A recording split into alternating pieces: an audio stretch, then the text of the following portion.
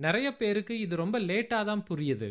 நீங்க health insurance எடுத்த முதல் நாள்ல இருந்தே அது முழுசா ஆக்டிவ் ஆகாது. ரொம்ப சிம்பிளா இந்த வெயிட்டிங் பீரியட் பத்தி இப்ப பார்ப்போம். நீங்க ஒரு புது ஹெல்த் பாலிசி எடுக்கும்போது, அந்த கம்பெனி கொஞ்ச நாள் வெயிட் பண்ணுங்க. அதுக்கப்புறம் இத யூஸ் பண்ணலாம் அப்படின்னு சொல்லுவாங்க. நெறைய சாதாரண ட்ரீட்மெண்ட்ஸுக்கு இது 30 நாளிலிருந்து 90 நாள் வரைக்கும் இருக்கும். உங்களுக்கு ஏற்கனவே இருக்கிற உடல்நல பிரச்சனைகளுக்கு 2 வருஷத்திலிருந்து 4 வருஷம் வரைக்கும் கூட அது இருக்கலாம். அதே மாதிரி மெட்டர்னிட்டி பெனிஃபிட்ஸ்க்கு 9 மாசம் அல்லது அதுக்கு மேல கூட வெயிட் பண்ண வேண்டியிருக்கும்.